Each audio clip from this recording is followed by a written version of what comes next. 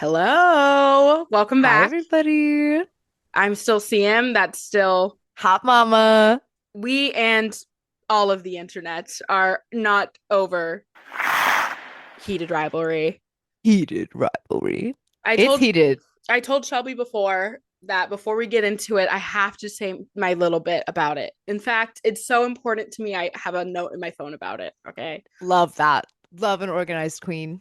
And I really, there's just two things I have to say, and I would be remiss. It's a show about two gay men, and therefore gay men should have the first and the last word on the show, and like how the representation makes them feel, if they think the representation is accurate, if they feel fetishized. I think all of those things are like really important to the discourse, and I think that straight people should just in general like take a back seat to any of that discourse. I've been seeing a lot of like straight women really inserting themselves into like the dialogue about it, and I just like don't like that, and I think that like it's important that just because the fan base of this show is predominantly straight women, it doesn't mean that straight women should have like the final say on the representation in the show.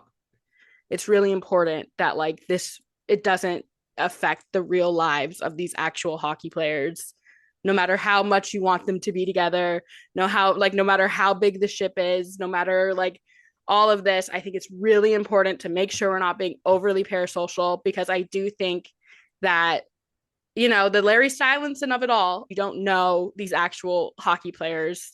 You don't know these actual baseball players. You don't know these actual football players. These sports are very conservative. We gotta keep it cool, keep it chill, keep it calm. We'll say, now that I've said all of that, on the other hand, I think people should be able to write whatever they want. They should be able to read whatever they want, and they should be able to watch whatever they want, as long as it doesn't harm people. It's not. And, It's on the the other side of the coin, you should be able to look at two human beings and be like, wow, wouldn't it be insane and such a cool creative story if those two people were in love? And you should then be able to make a piece of art about that fantasy, that idea. And it should be able to be completely separate from the reality that you witnessed. Like maybe yeah. somebody was inspired by a real life rivalry. Mm-hmm. That's great. And this is a great work of fiction. I think people are really enjoying it, hence all the Mm-hmm. discourse. However, you should be able to separate those two things. I should be able to make creative art about things that are off the wall, not based on truth. And those people should still be allowed to live their lives Yeah. And I'm not saying privately. it's like a real people fiction thing. Maybe it's just like the millennial in me that was like, back in my day, we knew better. Okay. But I just We kept think it we kept quiet. it quiet. I just think that like That's out of the way. two Let's hockey get players into it. Here kissing. comes the sexy stuff. Now that we've gotten our woke moment for the day, we can move on to And like if it's Rosanov if and it and Hollander. sorry if it's woke to say you need to respect the private lives of athletes, then I guess it is. Woke You alert! guys need to respect the private lives of athletes. You got to. Okay? I don't care how cute you think it is. I don't care how much evidence you think you have. You do not know these people. You do not know them.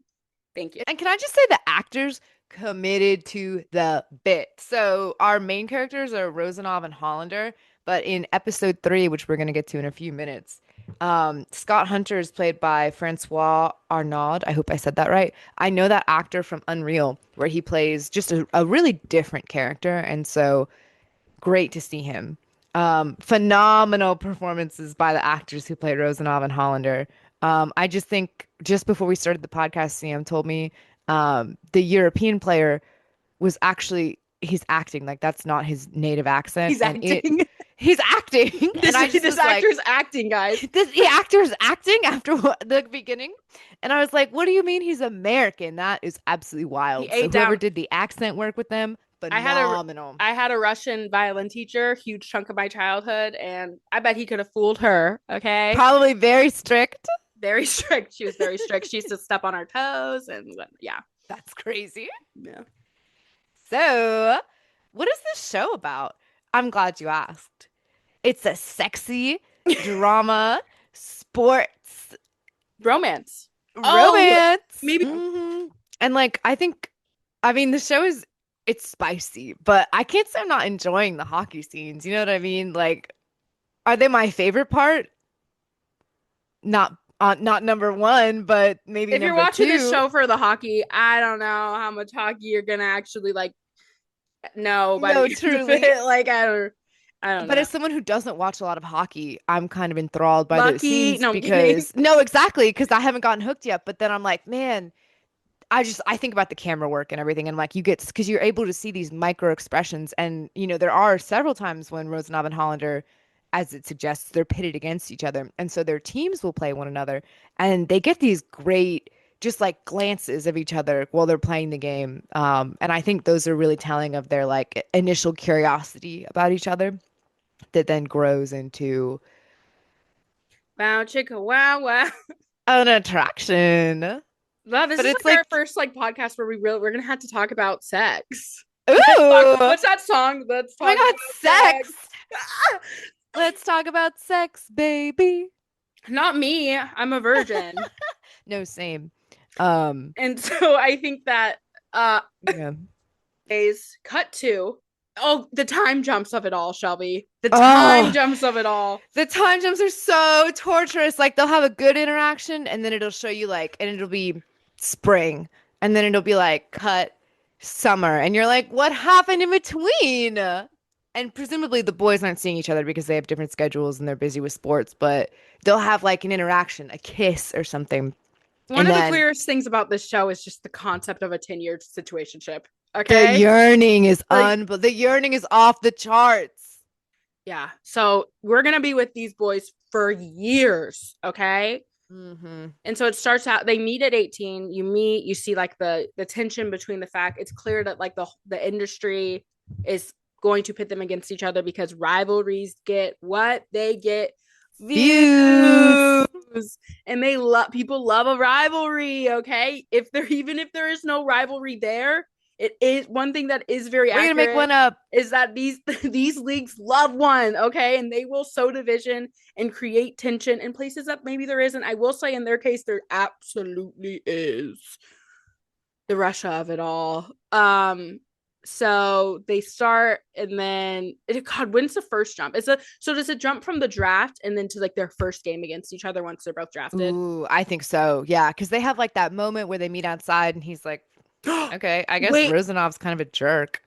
sorry, I'm having war flashbacks. I'm dead. I literally was like, oh That's how you wait, know your show is good. yeah. So then we cut to and they're in their first year and they're about to shoot a commercial together. And that's their Very exciting. first. I don't do we. I haven't read the book, so I bet like in the book you can tell like how Ilya knew, but it seems as though from the jump he is like his gaydar's like this guy ding ding ding ding ding ding ding ding ding ding ding. No, Um, literally. so he has to shoot a commercial. Is it like an ad for a sports drink? I don't remember. Oh, I think it is, right? And then he's like, what hotel room? Yeah, but then he does the shower scene as a Oh, very hot.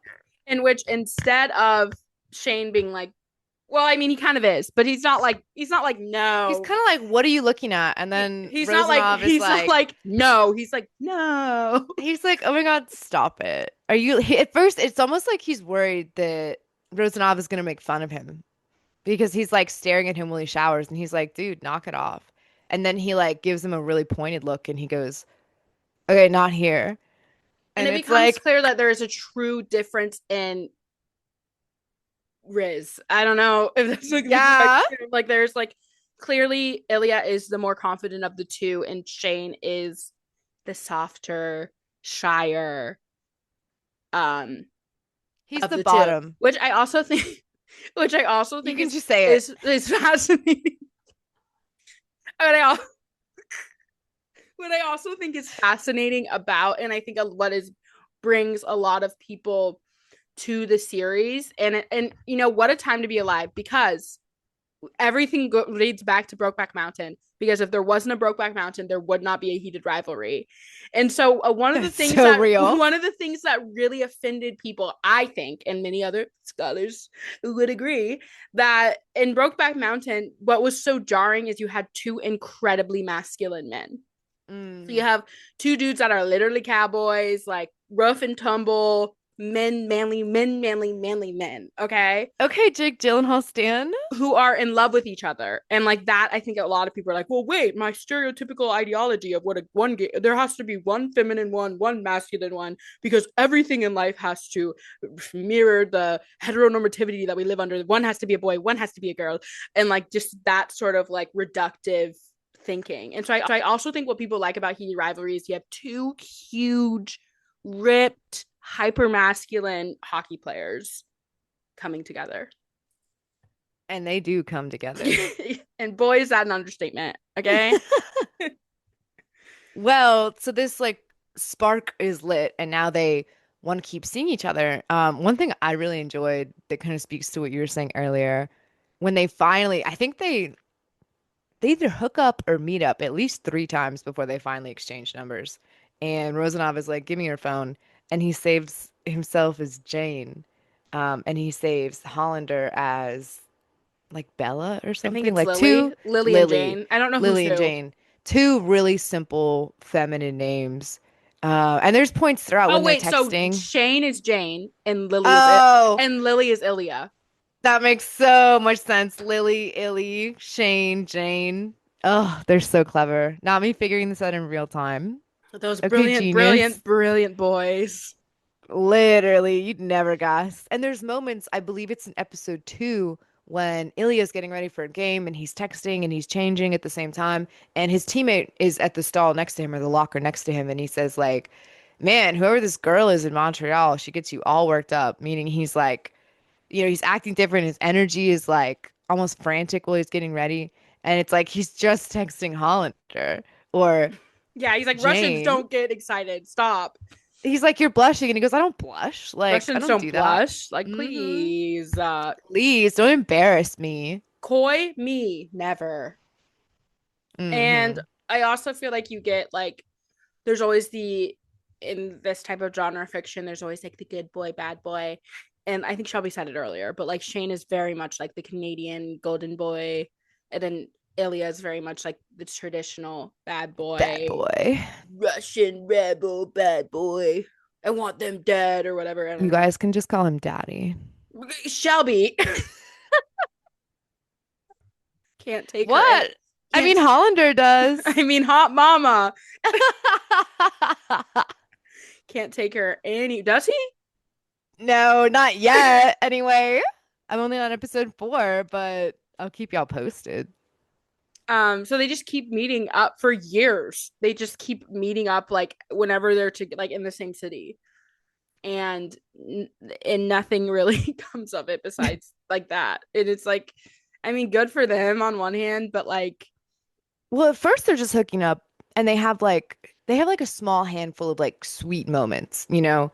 Um, like after they, hook up or whatever they do, Hollander's like, "Oh, should I go?" And Rosanov's like, "No, like why would you go?" You know what I mean? And so they just, they are sleeping over. And so while they're not in a relationship or anything, like these things are happening that I'm sure blur the lines for both of them. And one day I believe they're watching a friend of Hollander's compete, and Hollander sees Ilya up in the corner. And so he's like, "Oh, I'll be right back," to his friends. He's watching with Team USA. And he gets up and he goes over to him and he's like, "Hey, how are you?" And Ilya's like, "Go away, go back to your friends." And what he doesn't know is that Rozanov is dealing with these like issues. His brother's blowing up his phone. He's like, "Dad's so mad at you." Like clearly his it's dad also always like daddy clearly has like issues. early stage dementia. Like he has problems at home. He's got stuff going on. He does. And his family's like mad at him. And Shane just came over to say hi. And then he sees Ilya's upset. He's like, "Are you okay?" They And also Ilya's like, like, yeah, sorry. "Oh no, go ahead." I was just gonna say, he's They're like, also "Go like away." not it sounds insane because we just said that they've been hooking up for years, but they are very much not out to each other. Okay. Very So like much. the other one, like they don't know like They're kind of like, are well, I mean, I mean, I'm sure obviously like subconsciously they know, but on the other hand, like neither of them are I mean, they are in a nobody's ever said like, "Hey, I'm gay." You know what I mean? Like it's just yeah, kind of like, so I'm sure both the boys are like, is it a me thing? Is it like a just you thing. convenience thing? Yeah. Um, like when they're getting intimate I believe Shane asks Ilya, like, so have you done this before? And he's like, yeah, like once with my coach's son. We had the same secret. It wasn't anything serious. And that kind of implies that for Hollander, this isn't something that he's done before. And so that's like a really high level of trust for someone that you only know as your hockey rival. You know what I mean? So there is clearly Yeah, I mean, something building. yeah, and I mean, good for Ilya on picking up on it because there's no universe where Shane would have been the one who like made the first move. That just Broken Gator. like no, he would. Yeah, Didn't I even know about himself. yeah. Bless him, bless his heart. We've all been there. It's okay. It's okay, Shane. He gets there, right? Yeah, Well, oh, he gets, well, kind of. we're gonna. Well, s- I have to stop assuming this is going to end like every other like sports romance and book. well, where Yeah, they're but together and happy. and there we have. I We say hope the most so. unrealistic part of the books are like the hockey playing, but in hmm reality, like I mean, if we get, I don't know, It's the being happy together at the it's the end being part. happy, being allowed to be happy together and openly, like whatever. We'll see. hmm I mean, it has to, So, like all things, it has to happen in fiction first. no, exactly. And I want to say Scott Hunter coming back to him, his name gets dropped like Oh, once in King of episode Gaydar, once. King King of of the Gaydar. Gaydar. He So is. Scott he's not on the same team as Hollander. Oh, so they both play for the Canadian national team. That's what So it they is. play And on one of them is different. like a maple leaf, and the other one is Yeah, like, they're like fake made up. One's in Boston, one's in Montreal, mm-hmm. and so which do have actual hockey teams, but I don't think they use their Yeah, they names. do. Thank Um, goodness. so I think that so they play on they're on, like so like all sports. There's the national team where like the best players of every country is on a national team together. Shout Mm. out national teams. USA, USA, USA. USA. Okay, and We then stay winning. apologies to the Canadians. But Truly. um, Sorry, Canada. anyways, they're on the same Canadian national team because Scott Hunter's also Canadian, and then they're on different like franchise teams. No, that makes sense because in the pilot, I believe one of them says, oh no, it might even be in episode 2. Hollander says, like, we can't do whatever it is we've been doing tonight. I share a room with A Scott Hunter. wall with Actually, I Scott think Hunter. I think Rosanov shares a wall with him. Because he mentions Yes, because he that's tells what it him, is. yeah. He's like, oh yeah, like I share a wall with him, and he's like, crap. Like I was planning to go to that exact room tonight, and I'm not trying to run into my teammate. But you know what? It doesn't matter anyway because Hunter finds out just based on You can tell honestly. he's side eyeing them the whole time. He's like, interesting. But he's really perceptive. He's picking up on like Hollander used to be really shy, really reserved, and over the years he starts like not talking shit in like an aggressive way, but just the way people do when they play sports on the field, on the court, on the ice, whatever. Just like, I'm the best. I got this. Chirpy. Just yeah, being more confident and like a little bit of psychological warfare, which is a very much a Rosanov thing. And so Hollander makes a comment when they're playing against each other, not for the national team, to Scott Hunter. And Hunter says, like, you're even talking like him now. And then it immediately cuts to all the boys are brawling. Like they're trying to, Scott and Shane are trying to punch each other. Their teams are holding them back. And the announcers are obviously clueless. And so, as an Mm-hmm. audience member, it's a great scene. Yeah. Also, I feel like people are like, they fist fight in hockey. And it's like, absolutely. Absolutely. It's the It's best like part. other sports. I feel like if you like have come from like other sports to hockey, you're like, what or what? But yeah, they do fist fight. I think it's part of just sort of like the idea of like the game sort of regulating itself, like they self-police, and so they fist fight. And Water also, polo oh, tap in. also him doing that shirtless interview and people being like, do Oh, they do shirtless interviews? And the answer is yes. In hockey in particular, but in baseball as well, they do shirtless nice. interviews often because unlike football, they're interviewed between quarters hmm and they're interviewed in the locker room in Which is both which insane. is insane. And I could go on another rant about that, but I won't. But they are interviewed in their locker rooms in both baseball and in hockey, so you do actually get shirtless interviews. And I saw that clip on like Twitter, and they're like, "What? Like what? How unrealistic?" And it's like, actually, Actually, if you tune in for a game, you'd know it's not that they're on. unrealistic. What did you look up naked on TV? You're like, what is going on? Like, what? That's crazy. You're like, dude, let this man get dressed. Like, give him a minute. They're like But they don't. sweaty, out of breath, shirtless. It's like they don't get 1 second to themselves. Like, what'd you think of that quarter? Well, we did our best. Well, it just fucking happened. So, and you watched it. So, And I what do gotta you get ready think? for the next one. Like, Like, truly. no, they have the patience of saints. They really do. Like, they could not beat me. I mean, and that's the only reason why I'm not a famous professional No, athlete. exactly. I think about all the time that other episode where you were like, and I was a tall child, young adult. So people used to come up to me and all the time, and I thought they would be like, "Oh my God, why don't you?" And I thought you were gonna say play a professional sport, and you're like, "Oh my God, why aren't you a model?" And I'm like, Yeah. "Okay, period." No, I the reverse. Your face. People would Girl, come why up aren't you a professional because athlete? no, yeah, exactly. Because I'm tall and broad and Okay, black. but you're a model. Like, be for Because real. I'm tall and broad and black, people would come up to me and they'd be like, oh, "Why don't you?" And I'd be like, "Okay, Because I'm modeling, they're gonna say bitch. model," and they'd be like, "Row for crew." You were like, because I hate that, actually. Yeah, That's see me. awesome. Isn't there a field you're supposed to be on? Damn. That one's out of the park. That's crazy. Literally. Okay.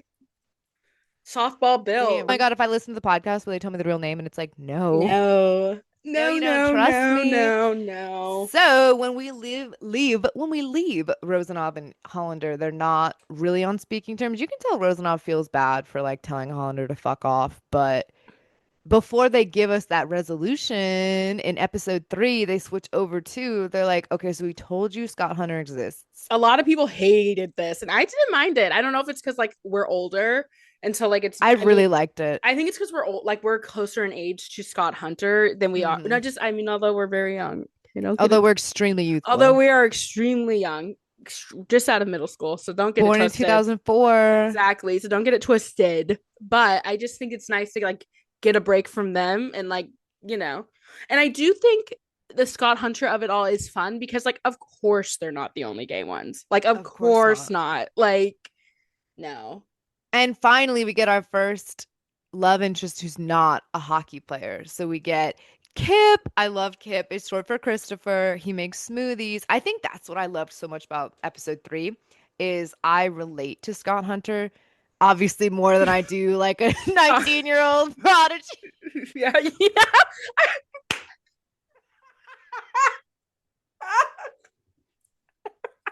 Scott Hunter is just a talented You know, guy who Scott like Hunter in the twilight of his career kind of washed up, older. I nobody's looking at him. he's he's getting called 45 years old. He speaks to me in a way that is just simply different than me trying to keep up with like the absolute stars and faces of this league. Okay, finally we get a fourth liner. Okay, finally.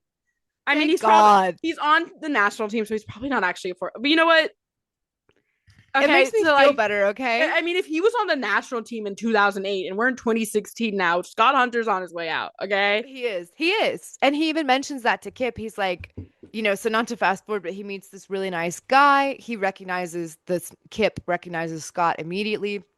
But he also thinks like, there's no way that guy's gay like me. You know what I mean? Like, there's just no way. But then he keeps coming in and keeps getting smoothies. And it's this really And keeps sweet love tipping story. heavily. Oh, I forgot that part. So he And tips him absurdly, which also, is what I think flirtatious. is fun, and if you ever, I feel like what's fun for Scott Hunter is the idea of dating someone who has no fucking clue who he is. Hmm. Right? So like Or who just doesn't he care. only figures out that he's like a famous hockey player because like Scott orders a smoothie. Like this must be the second day or like Hmm. first second time. I don't know. Gets one and he leaves and this kid comes in. He's like, "Oh my god, is that Scott Hunter, the hockey player?" And they're like, And "What, he's like, I girl?" don't know. I don't watch Yeah, hockey. it's like, do I look like I watch hockey? Truly. He has one of those moments, and like, yeah, I love that for Scott Hunter. But then he starts watching hockey. So Scott Yeah, gives him like tickets to his game and they're as like one good does. God seats. forbid you start watching hockey for someone. It's a slippery slope from what I hear. Oh yeah, because One like what? hockey game and And you're sold. Then you're sold. Suddenly you're watching hockey a lot. I don't No, know. exactly. And you're And like, man, you would do it too for a hottie, okay? So justice for Kip, okay? I saw the people eye say, candy is insane. Kip like, is adorable. yeah, shout out Kip for watching.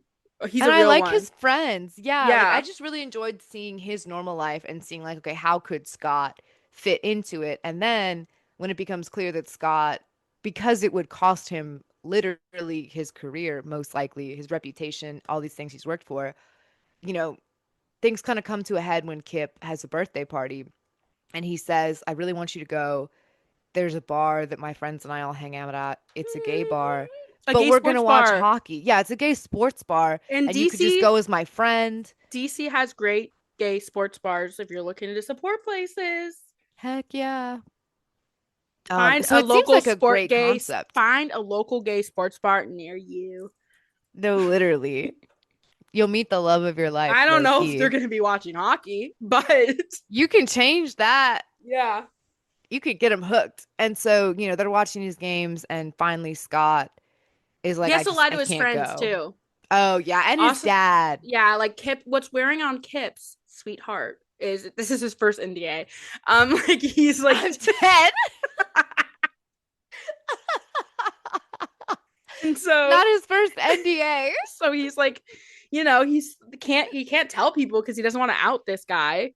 So it's like just them who really knows, and like so his friends, eventually his friends are like They figure it they out. figure it out, and then yeah, Because so he that's keeps like, coming in for smoothies. And they're like, that's weird. and it's also a huge part of their dynamic as well. Like Hmm. they feel like that is they obviously have great chemistry and really like each other, but the tension is the fact that Scott is not out. No, exactly.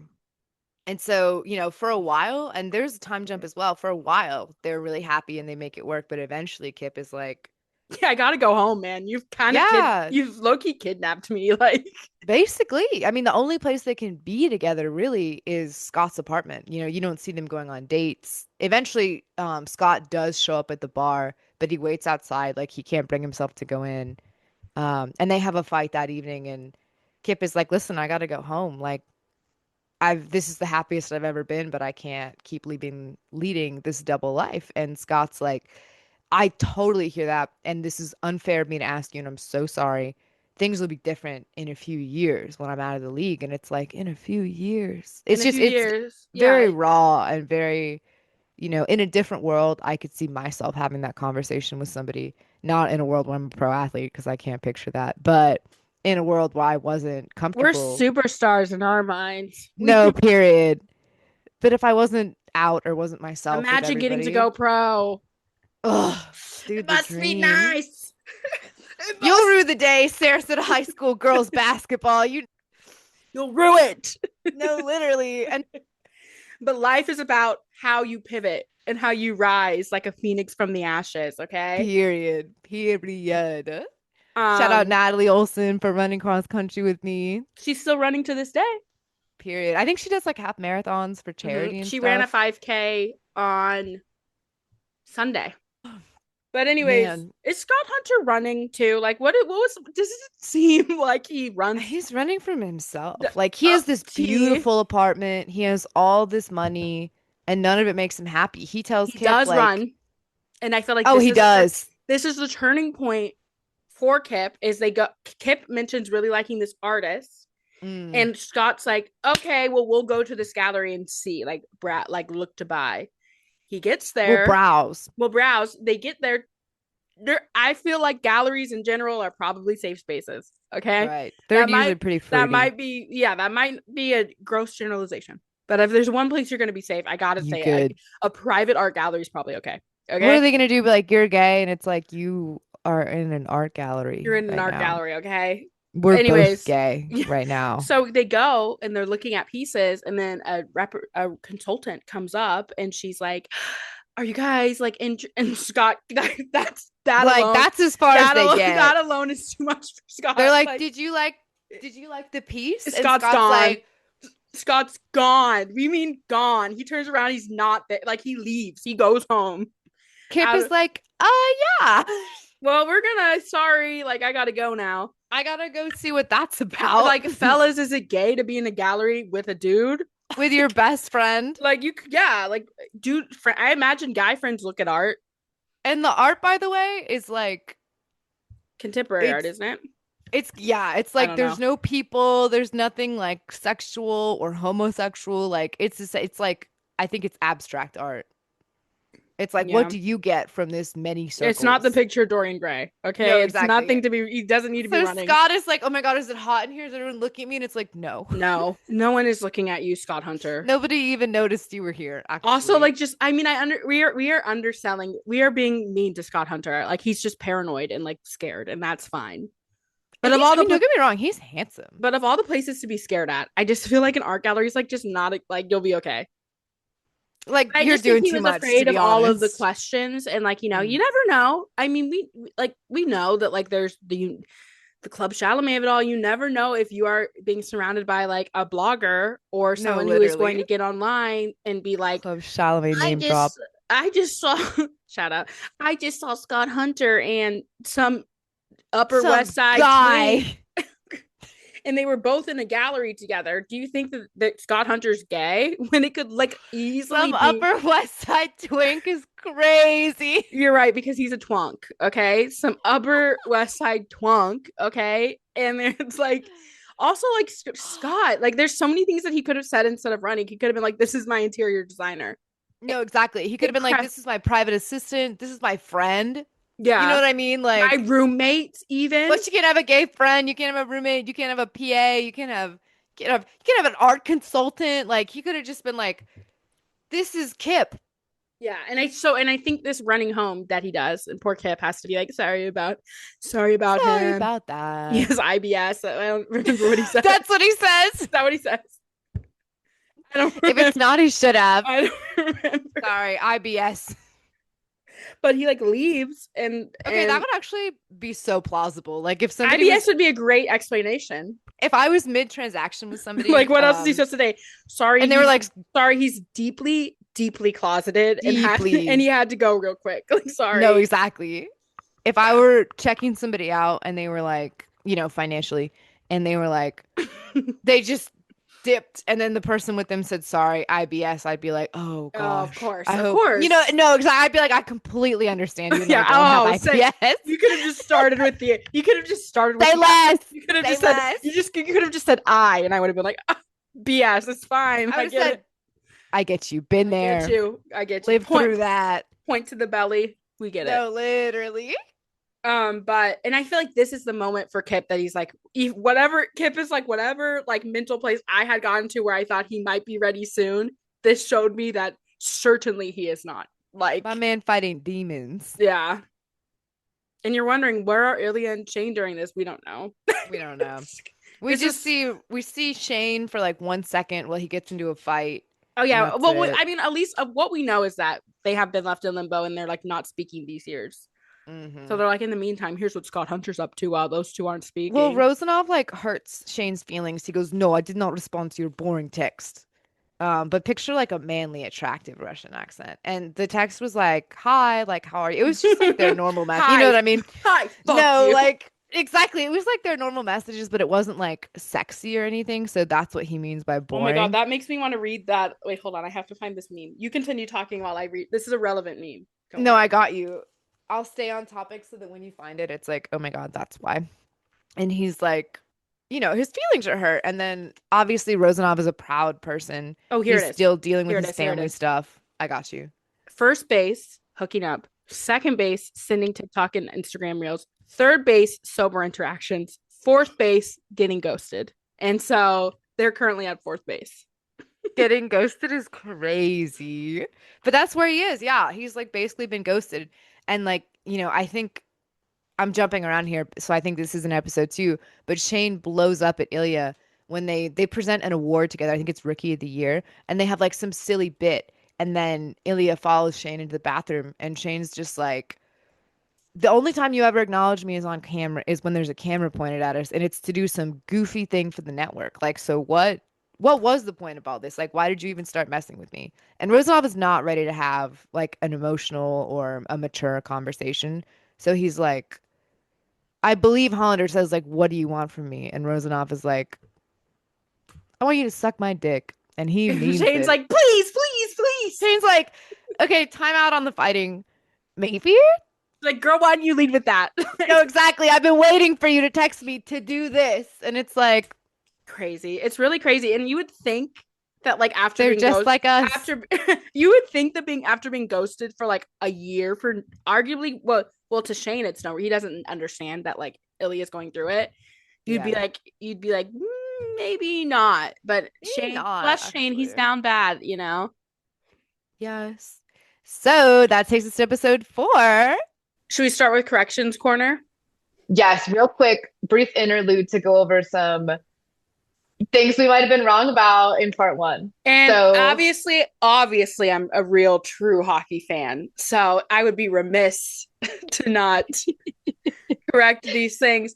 So in the first part, we have a little bit of a riff back and forth, a little bit, if you will, about the reason why we enjoy Scott Hunter is because he's a little bit washed up. Okay, the joke is that we're so happy to get this break from these prodigies, and it's just so nice to see Scott Hunter, who's older, washed up.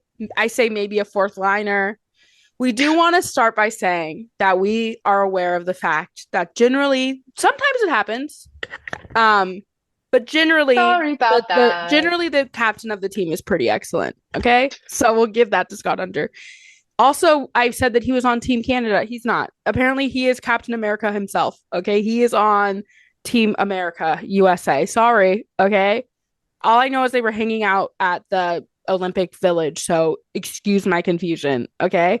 So I think that's had to correct that. We know Scott Hunter's good at hockey. We know that he's on the American team. Please forgive us. Please forgive Shout us. out to that. I love when Shane's mom is like, I just feel like it's going to be a good year for him. And then it cuts to him winning the cup. And yeah, huge moment. We'll get to it. Yeah. She saw that coming, but not. No, exactly. You're saying the quiet part out loud. It's like, girl, you're so observant. You're so observant. How'd you miss that one? Exactly. Like, come on now. There had to be signs. Like I imagine they go 6 months to a year without talking, then they hook up. They famously eat a tuna melt together. Ilya is like being nice to Shane, and Shane's like, whoa, whoa, whoa, whoa, whoa, whoa, whoa, whoa, whoa, whoa. What do you mean? Why are you being nice to me? And then the cherry on top of his niceness, he says Shane instead of Hollander. And Shane naturally freaks out and leaves, and then is like, I can't do this anymore. Situationship paused. Okay. Then he goes to a party and meets Miss Rose. What's her name? Who's the actress? Sophie Nélisse. Shelby's beloved. I'm just a huge fan of, a lot of, especially her character, Shauna, and her quest to just be as ruthless as possible. Just so much I could say. That's a separate episode. Anyways, she plays the charming and beautiful, famous Rose, an actress. Generous Rose. Did you?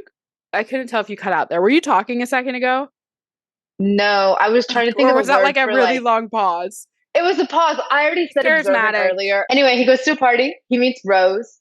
They're drawn to each other. They connect. They go on several dates. They're actually a really cute couple. The world loves them. They're in all the headlines. She's coming to his games. Like, it seems like, Shane is happy and moved on, but then it turns out they're having issues just with intimacy in between. And at first they're like, oh, it's our busy schedules. Can't imagine why. No idea why. Because on paper, they're actually like really perfect together. They're super cute. But Rose is at dinner. I love the way she does it. She's like, haha, so my gay friend thinks you're so cute. And Shane is like, cool. And she's like, what do you think about that? You know what I mean? And he's like, what would I know about that? What would me bottom of the year know about that? I don't even know what a gay person is basically his response. He's like, I'm fine with it. I don't think about that. I've never met one. I've never seen one. I respect their lifestyle. But it could be me. And Rose is like, are you sure? Because it really seems like that would be something you'd be into. And he's also like, the intimacy problems, how she's like, certainly it's not me. Which is literally love the confidence. Absolutely, queen. She was like, it's not a me problem for sure. So what do you got going on? And so eventually she breaks down his walls and he's like, yeah, I mean, yeah, like there is somebody else and it's something I think about every second of every hour of every day. Exactly. But that doesn't mean, and she's so understanding. She's like, I know that like our connection is real. It maybe just isn't romantic. This is the best way my gay boyfriend has ever come out to me before. You know, if anything, he's like, he makes a joke and you see like a little bit of his personality. Like, I guess you don't think of, I don't think of Shane as like a funny character. And you're like, oh my gosh, he's like being funny again. Like he was the first night he met Rose.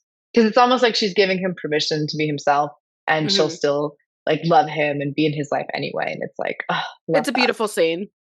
It is. It's, I think I said it, it's reminiscent of the Ladybird coming out scene when her boyfriend and Ladybird comes out to her. Similarly beautiful. That's one of my favorite in like the queer tropes of it all is the kind straight girl that they come out to that embraces them and is the first person that's like so important. Yeah. So we love to see it. Shout out Rose. They stay friends. Besties. And then cut to the All-Star game.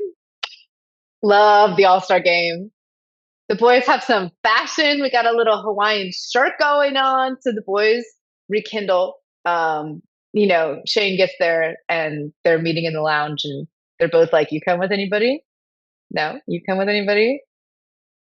No. And so they reconnect. Their first time seeing each other post Tuna Melt, Ilya saying the name Shane Gate. And they have like a little moment. Ilya has the moment in the pool with the kids, you know, the standard, okay, we got to humanize this guy moment. Yes. This asshole. They're like, okay, you have to have one of those moments, all right, to redeem him. And then Shane's sitting on the beach. Ilya comes and finds him. It's a scene again reminiscent of the beach scene in Moonlight, which is beautiful. I think it was definitely a reference to Moonlight, just like I said the club scene was definitely a reference to Scam. I see you, Jacob Tierney. Okay, period. Clock it. I love when Art talks. He knows his culture. I love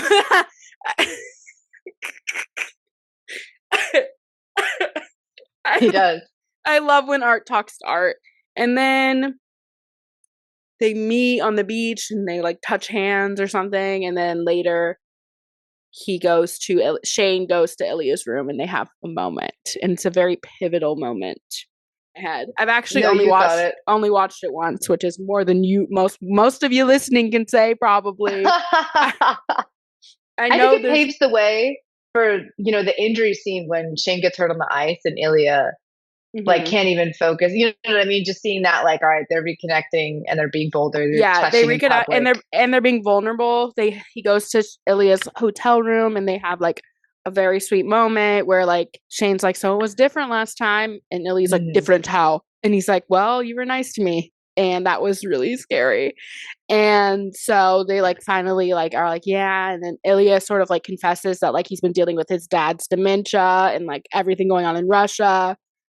And he has a little cry about it. They hook up a little bit about it, and then cut to them playing each other in Boston. And maybe Canada. Boston. It's one. You know, it's got to be one of them. Okay, it's either Montreal, one of those places. It's either Montreal or Boston, and they're playing against each other. And Shane gets the life body checked out of him and is injured, and Ilya's like, tell me. He's freaking out. Apparently this is like diverges from the books in an important way that we don't need to get into because this isn't about the books. And so he freaks out. He's like, tell him I'm okay. And they're like, who, your dad? And he's like, no, Ilya. And then imagine being the medic. Imagine like you're a hockey fan and you're the medic. You're probably like, guys, you don't even know the tea that was just spilt right here, right now. Well, it was so casual. He was like, tell him I'm fine. And the guy's like, what? And he's like, tell him I'm fine. He won't be able to focus on the game otherwise. And it's a weak excuse. You know what I mean? Like, not your own teammates. You want me to tell that guy you're playing against? They're like, man, okay? They're like, man, Shane Hollander was hit so bad even Ilya cares. Like the commentator. Yeah, exactly. Oh, yeah. And so then he's in the hospital and Ilya comes to see him. And apparently, like in the book, I gotta stop talking about the book even though I haven't read it, but apparently it seems like he's coming to be like, all right, this was great, but that's a wrap on it. Okay. But then he gets there and Shane's like, oh my God, hey, like came to see me. Oh my God. All I had to do was get almost killed for you to come see me. Like, this is huge for me. Hey, if it ain't broke, don't fix it. Am I right? It works. Exactly. Sometimes just being in the hospital is all it takes. So then they like table it. He's like, you could come to the cottage. We could have a week, maybe 2. It'd be great, all alone. And Lily's like, okay, sure. Like he's so high. Okay, sure. Whatever. I'll just say yes for now until it's over. And so then they play each other again, but this time after the game, and they like hook up before, remember, because Ilya's phone's going off. Anyways, then after the game, he finds out that Ilya left right after the game. He's like, oh no, what happened? Then he finds out that Ilya's dad died. Ilya's like, all right, don't care. Get naked on FaceTime. And then like he said, distract me. I'm aghast. And then Ilya has his like later he calls Shane and he has his big Russian confession of his love. That is very beautiful. And I think that scene is the scene that like people, the tone of the show, I feel like shifts, I guess in the club scene a little bit, but there's these like scenes that like are the reason why this show is taken so seriously. Anyways, he has his big Russian confession to Shane and is like, I'm in love with you and I don't know what to do about it. Shane doesn't speak Russian, so he doesn't understand. And then end scene. Then the next thing we see is Shane, he obviously isn't playing the rest of the season.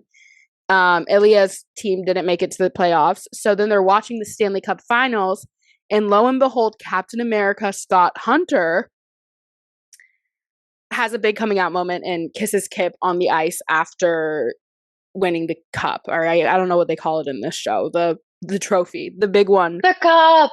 And so Kip takes his sweet ass time getting down there too. Kip, everyone's like, Kip took so long. It's like, yeah, he wanted to be like, are you sure about this? He gave him so much time to be like, turn around, just kidding. Kidding. It's kind of like in for a penny, in for a pound. Once you're like, it's kind of hard to, you know what I mean? It's like people, what was he going to say? You know what I mean? Like, that's my best friend and I want to share with it. You know what I mean? It's like, it was really too late after that point. So I'm sure they're not the first dudes to be in love with each other to kiss on that ice. Anyway, hell no, and they won't be the last. So they're both watching it separately at home. They're both watching it separately. They call each other. Shane's with his mommy and daddy, as always. And so they watch it, and you watch Ilya and Shane both watch it, and then think and like be like they're both having their I didn't know that was an option. They're moments. gagged. They're like, no I way. did not know that was an option, and they go call each other like, are you seeing what I'm seeing? Are you seeing the fact that like this dude came out first, so we don't have to be the first because being the first is the hardest? Isn't that huge? It isn't love. See what happens to them. Isn't life grand? Isn't love mysterious? And so Ilya's like, yeah, it is. They don't say any of that. All Ilya says is, I'm coming to the cottage. And then they cut the episode, and it's honestly it's great TV because it's like you're gagged, he's gagged, Shane's gagged. Like everyone is like, I can't believe that they're going to take this leap of faith, and that I get to watch, and the Shane's dad gets to watch. And like it's clear that it like it moves and inspires them. They're like, if Scott Hunter, the lamest dude I've ever met, he's even lamer than Shane. If that dude can be brave enough if that dude can be brave enough to do this, so can I. Okay, boring ass Scott Hunter can do it. Then so can boring ass Scott Hunter. Old ass, over. Washed up. Which leaks over. We'll get back to. Mind you, this man is probably 36. Exactly. Well, it's like that's why on the fandom side of things, Francois Arnauld, the actor, is like, under fire for maybe dating Connor's story. They're like, how could you prey on this young 20-year-old in his prime? And it's like a 13-year age difference. They're both consenting adults. Okay. And they're both beautiful men. You know what I mean? It's like, I think Connor's story, if it's true, it's probably right where he wants to be. Anyways, they live happily ever after. I mean, not really, but like they Shane plots. They figure out like their next steps, and it seems like it's so real, isn't it? Shane waking Ilya up in the middle of the night to be like, "Wake up, we're gonna start a charity." You know what I mean? I thought that was so. He's so type A. Like, yes. So it's he gets it from his mother. Ilya's like, "You woke me up for this." Oh, and then they have their big love confession. I don't know how to say it. I was about to say Ich liebe dich, but I think that's German. Okay, accent. That's really good. What can I say? No, it wasn't. To the Germans listening, I thought it was good. To the Germans listening, I apologize. Okay, that's probably a larger percentage of our followers than you think. After the United States, Germany we got a big Deutschland. Number one country.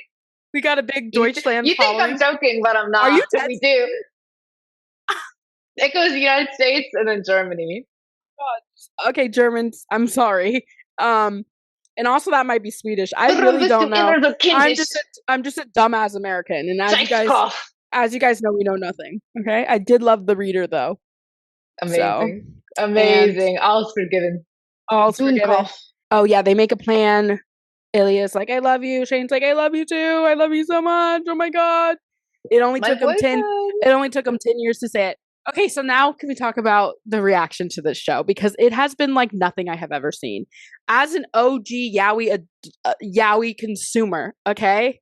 As someone who grew up on Tumblr, has watched anime most of her life, who is not new to the yaoi space in any respect, it has been so fascinating to watch the reaction. Because what do you mean the Washington Post published a thing talking about it? What do you mean indie? No way. What do you mean I read an article on IndieWire talking about yaoi? I was like, it's such a, if anyone who's like been in like a niche community, seeing like this go viral has been shocking. To watch it blow up. My favorite critic, Wesley Morris, is a 2-time Pulitzer Prize winning critic. Okay, he's serious. All right, he's a New York Times critic. He's brilliant.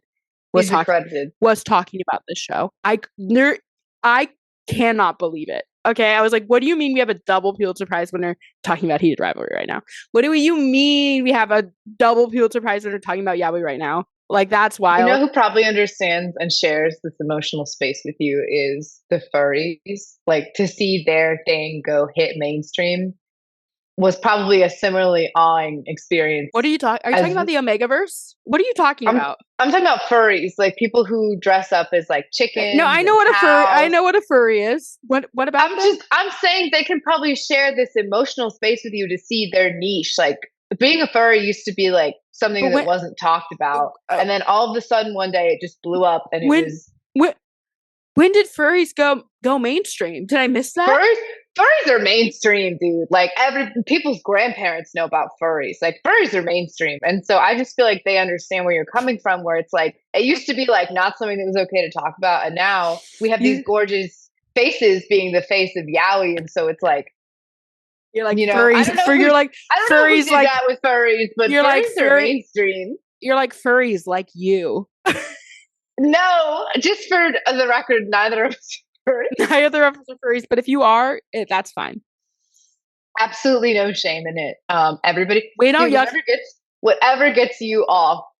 We don't yuck anyone's yum in these parts, okay? And then now someone's gonna be like, "It's not always sexual." Okay, whatever. We don't. It's like, you know what? You don't need to know the details. You keep it to yourself.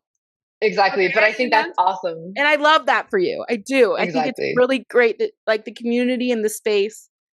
But see how we're both non-practicing non-furries, and so it's like we're still, I feel,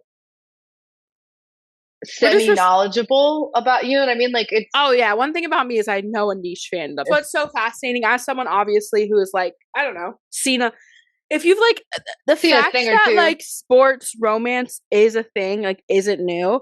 Hockey RPF isn't new. And so like I think people like finding out that this was based off the Ovechkin Crosby rivalry. I mean, it very much gives fan fiction in many ways. And so I was dying, Shelby. So the captain of the Montreal Canadiens, I think I want to say it's Nick Suzuki, Shelby, half white. He is the captain of the Montreal Canadiens. He is a Canadian Olympian. Nick Suzuki is the captain of the Montreal Canadiens. He's half Japanese, half white. He's an Olympian, and he is a captain of the Montreal Canadian hockey team. And they asked him about this show. Can you imagine, Shelby? Can you imagine? That's how I felt when I thought he handled the question with great grace. But if someone had asked me about a character that has my exact same resume, Okay, I'd be like, I'd be like, wow, that wasn't very original of them. Can you imagine watching this show and you're like, you're like, what do you mean he's half Japanese? He's the captain of the Montreal Canadiens and he's a Canadian Olympian and he's the captain of the team. Wait, is this fucking play about us? Obviously, there's a lot of real people fiction about that. There's RPF about, and we can get into the morality of RPF at a later date, okay? But it's just interesting to see something that follows all of the tropes to a T hit the mainstream as though it's like something, and I guess I love it for that. Like, but I do feel like people are treating it like it's a novelty. I saw Georgia Hardstark of My Favorite Murder. She was like, I loved it. I didn't know I was into that. I was like, what do you mean you didn't know you were into that? You're 45 and you never explored. You never knew? Like, you didn't know? And so that's been fascinating for me too, like seeing women like really sort of deconstruct. You know me, I'm like, oh, can we get a little gender norms? But like seeing women really deconstruct gender norms and sort of like trying to get to the root at like why it is so, what they have is so different than like what any woman could ever have with a man. And then being like, oh no, is the answer, no, I want that. Oh no, is the answer relationship absent of misogyny? A relationship a relationship where the patriarchy isn't negatively affecting your relationship. Right. A relationship, or maybe the answer is to both be billionaire athletes. And yeah, and so like, and I think people are like really seeing like the intimacy and the yearning. But I mean, other than that, I mean, I didn't realize people didn't realize that like, of course, a man with another man is a different dynamic and a different equality thing than a man with a woman. But I mean, at least they're seeing it now and they're deconstructing it, so that's good. But no, it's been really... So do you believe the rumors about Connor and Francois? Dude, I haven't really like dug into it. I'm not really like, I don't like follow the actors on like Instagram or anything. I'm not like super locked into the fandom. No, that's probably healthy. Like, I'm excited for season 2, and if I like read too many blogs or see too much stuff, like it's great to see the boys. Like, I saw them, or at least I saw Hudson at the Grammys on Sunday. And so obviously not literally, like I saw him as a guest at one of the tables, and you know, that's very cool. But I do worry that because they're being catapulted into fame and into the spotlight, it must be so scary. And hopefully if they've reached out to what are those two dudes from the American Horror Story movie shows, the ones who played the Menendez brothers. Oh, I know who you're talking about. Well, I just don't want them to be overexposed, and so the public is like, you know, gross, sick of them because they oversaturate the market with campaigns and ads. And I can't imagine like the leap of going from like being an unknown to being so famous that like people are looking up old pictures of them at like the spaghetti factory and being like, oh my God, like I had Hudson, and it's like, what a trip, dude. Speaking of hockey, my dad is literally texting me as we speak about the Tampa Bay Lightning. No way. She said, I have to go. The game is on. No, he's literally like, they're so good. They're so good because like the past 2 games, they've like really come from behind and won in overtime. And my dad is so impressed. Okay, Lightning. Yeah, there was like a 10-year period where all they did was lose. So good for them. I don't know about Francois and what's his face. And I also, Connor's story. You know, I think Dumois digging into Hudson's and revealing his girlfriend. I think I don't think that's appropriate. I thought that was really unfair. And I mean, like, if they are, and we'll find out eventually if they want us to know. Mm-hmm. I mean, people getting like that shouldn't change your experience with the show. It's the same thing I always say about like people being mad about the age up. It's the same thing I always say about when people like really get invested in famous people's lives or public figures' lives. It's like, you don't know them. I don't know how to tell you this, but you don't know them. And so like it's too parasocial. And I'm prone to being parasocial. Anyone who knows me is like, she's just talking shit we right all now. have tendencies. Yeah, but I'm like, here's how I feel about being parasocial.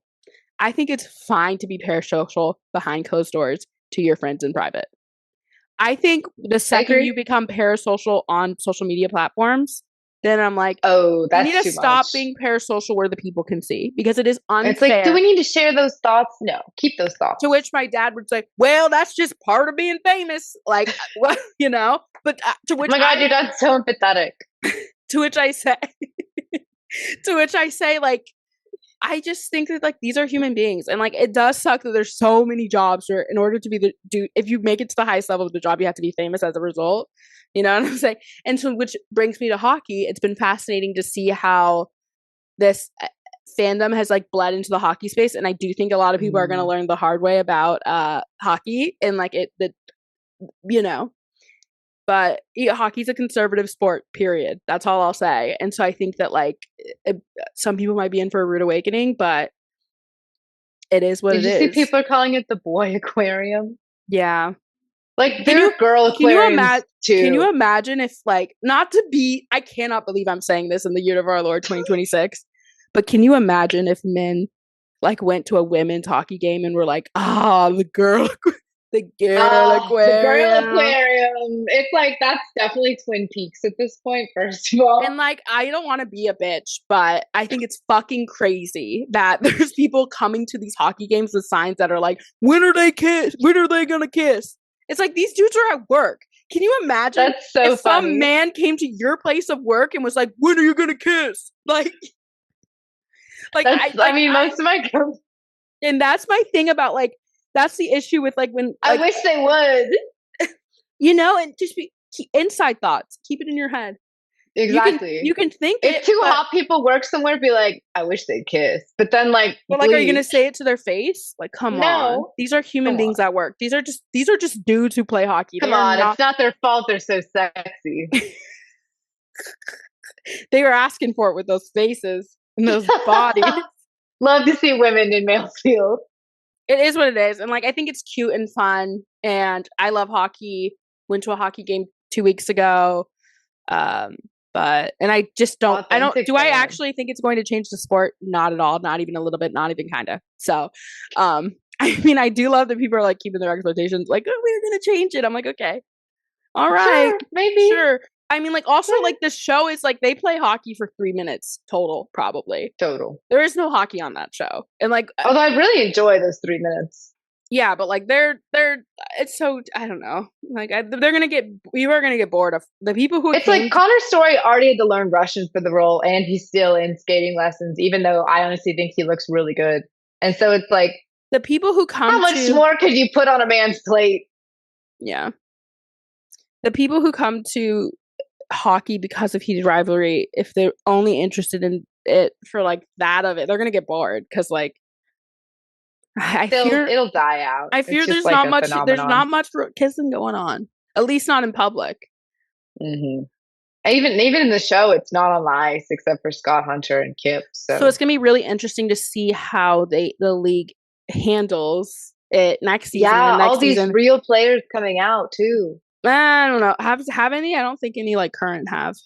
I think at least 2 NHL players have come out and said, yeah. Like current ones? I Googled it and it says there are no active NHL players who came out as gay. Yeah, I don't think that. I don't see that happening in the next like 5 years at least. But it looks like Hudson Williams taped a message for hockey player Jesse Gordon, who was inspired by Heated Rivalry to come out. But maybe he doesn't play in the NHL. Yeah, I mean, it would be a beautiful thing, and but I just don't see it happening. Oh yeah, here we go. Well, he didn't compete in the NHL. He played defenseman, center in several leagues. So it's like, no offense, but that doesn't matter because like the NHL is who would be penalizing you, and I don't know. I'd be interested to see how the NHL handled it. I don't know necessarily. I mean, like, what can you do? That's like me coming out and being like, I've been playing rec basketball for like 8 years now. Yeah, and I just want to publicly come out and say. I do. I mean, I do want to say that like the NHL, and this is why I saw like a lot of discourse online. They're like, everyone's talking about NHL, but no one's talking about the fact that the NHL and like the USA Hockey, which is the governing body of hockey in America, banned trans athletes from all levels of hockey, including rec hockey. I'm dead serious. Not even they can't even play beer league. Like that. What do you even care? You know what I mean? It's like, what the fuck, dude? And so everyone's like, I love the enthusiasm for Heated Rivalry, but if we could talk about this, I think that'd be great. Can we talk about what they're actually about real quick? Because it's not. I mean, that's a show.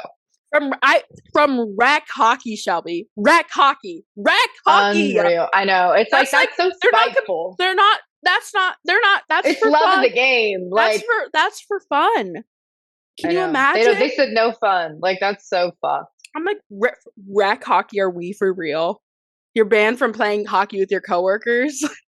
Man. Oh my god. Anyways, so yeah, I think a lot of people are like, I wish we could talk about that, but I think that I don't know if people are actually here interested. you know. Yeah, to hear like the real truth. So, but I love hockey. I'm not. Nobody's perfect. Nobody's perfect, and I just like the same thing I always say is like homophobia, transphobia, misogyny isn't going to be solved by all ignorance, by some big league coming in and saying, all right, like everyone kumbaya, hold hands and love each other. If they could just remove like the ban on tape, that would be great. Like the queer tape. I think they did lift it, but I mean many teams like yeah, and like I know some players used it, but like for instance, if they don't want to, like, for instance, I'm a big fan of the Chicago Blackhawks, and they had Pride Night last night, and not a single player used Pride tape, which I was like even players who had used disappointing. Even players who had used it in the past didn't, and I was like, you know, can I blame them? No, like I like it is all sports leagues, and I feel like people don't understand this. Like it is a culture of conformity. Conformity is rewarded. Like all people talk about how all of the hockey wags look the same. It's like, yeah, because it's a culture of conformity. It is on purpose. Conformity is rewarded. It's a team. It's a hive mind. It's all about like falling in line. And like all leagues are like that. Anything at that level is all about conformity to get to that level. And I feel like people are. So what I'm gonna say is, I like the idea that like hockey's gonna be what makes the world inclusive is like it has to start at home. Misogyny has to start at home. Like you have to solve misogyny at home. You have to solve toxic masculinity. Misogyny has to start at home. Misandry has, but like you know what I'm saying? Like we have to. I do. We have to solve it with like how rich children are raised, because like the last we shouldn't be so heavily. I can tell you what the last great piece of media. The last frontier is going to be these professional sports leagues. Okay, absolutely. The last frontier, guys. Last frontier. That's the last wall to fall. That is the last frontier. The day that we're like, oh, the MLB, the NHL, and the NFL. Totally fine to be who you are. The day that happens, guys, if we live to see it, she'll be like. I think it's gonna be like 2150. I was talking to my dad about it, and I was like, it's locker room culture, and like the issue is, and this is why I'm like, okay, well, the idea that they all change in front of each other and shower with each other, that could change. I don't mean to sound crazy, but I think franchises that's going to hugely impact the fans. I think franchises that are worth hundreds of millions of dollars can afford to make bigger locker rooms and to have stalls in their showers. Okay? Not only would that just be great, not even like for a gay thing, the fact that like people deserve privacy. The privacy of it all would change. So like a locker room, expensive. Locker room culture would have to change first. And so like, you know, unfortunately, I don't make the rules, guys. Not that they don't have billions of dollars. So there's no reason that we need to have 20 millionaires showering together. Okay. They wouldn't in any other circumstance, but here they are. Well, I don't know. Those Epstein files, he used to say. But I just think that like, I don't know. Sports leagues are our last frontier. Truly, guys, our last frontier. We got to solve it in Little League, okay? We got to solve it in midget hockey. That's where it's going to start. That's actually what it's called. I'm not using a slur right now. Minor midget hockey is 16 and younger. I don't know why I was picturing like 12-year-olds. That's crazy, actually. That's what they call it. Like it's called midget hockey for like the younger kids. Maybe they should. You got to be tough. You got to be tough. Maybe they should change the name, guys. So what do you think? Do you think a culture where they still call it midget hockey is going to suddenly become super inclusive? Accepting of all communities? Ask yourself. Maybe. Also, this is the last thing I'll say because I know we're being too woke in here and everyone's tired. But the idea that you can liberate people through sex is a joke. Okay? Like if you think that sex is going to liberate a marginalized group that has already been over-sexualized, you're on like we're stuck in the 70s. We're like, let's liberate through sex. Let's liberate through sex. Think about all the marginalized groups that have been liberated through it. HBO has been on the cusp of this for years. So that's also cracks me up. I'm like, yeah, this is what's going to do it. We're going to sexualize an already sexualized group, and then it'll be a big. Let's get the job done. Then and I'm gonna rise up, take my people with me. To the people who scanned in from LA, they're probably like, I don't know what I was expecting. They were probably thinking I was referencing Chapel Roan's The Giver, but that works too. We loved it. I loved it. I'm still not over it. And I it's been a treat to see everyone's reaction to it. And I love a viral it's very sweet. Like show. As someone who's like a directioner, it's so nice to see like people. It's like that the fandom of it all.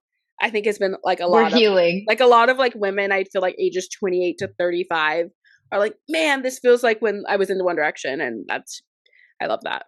Well, the collective experience is definitely adds to it. It's like, wow, yeah. I'm watching this along with. It's like exactly. It's like Beatles mania. Mm-hmm. And it's definitely more fun to be. Except for it's about gay sex. Exactly. As the generation who grew up with Harry Potter, like, you know, yeah, kids are discovering it now, but to grow up as that was happening was like, you know, very sick. And so that's it's very the cool point. To be that's the point in the gay mind hive as it's happening. That's the point of all art. It's all about the community and the conversations that are had because of it. Negative, positive. We got this one thing. A lot of people are learning things about themselves because of Heated Rivalry. They are. And we're like, listen, we're like, no, that's two certified perverts. We've been new, but I'm so happy for you guys to be having I prefer freak. Big ol' freak. Us two big ol' freaks. I think pervert is such a funny word. That's so funny. Let's reclaim pervert. Ethel Caner, I feel like already has dibs. Yeah, I heard. I was watching this TikTok, and no hate to this woman. And in the TikTok, she says, "Oh, I got sad watching Heated Rivalry because I knew I would never like have a love like that or like have the intensity." To which I said, "Pause." I said, "Pause." Did we miss the part where it took them a decade to admit that they liked each other? Like, I was like, this is a 10-year situationship, ma'am. Like, what do you mean you're worried that, like, you're never gonna, like, have what? Like, it took them 10 years. Girl, go to the gas station. Girl, it took them 10 years. You'll find a man you can't work it out with. Yeah. Just give something 10 years. Like, that you was go back and forth with somebody for 10 years, you'll be like, forget it, man. Like, let's just figure it out. It's like everyone missed the my moon, my man when they're like doing the Bella Swan. The pining, exactly. They miss the pining that they love so much. Yeah, it's like, oh, I really miss the fact that I'm not in a situationship with a man who is literally hooking up with tons of people that I was hearing about for 8 years. Right? So that was shocking. That was shocking to me. I was like, I don't know if this show was meant to be like enviable. But I guess what she probably meant is like couple goals. The yearning, because it's so rare. But Wesley Morris, my favorite critic, to circle back to him, he said the fantasy of male sensitivity. Nailed it. I was like, absolutely nailed it. And like that is what it is. Like it's a performance. Like people are like, oh my God, I'm never gonna have that. It's like, yeah, probably not. They don't even have that. A, because you date assholes, and B, because it is written by a woman. The book is written by a woman. Okay. It is a highly romanticized version of what male softness looks like. In reality, that has to be probably like the rarest thing to find. Absolutely. But sorry, hot mama. I'm still not over it. I'm still not over it. No, nothing to be sorry for. You're perfect.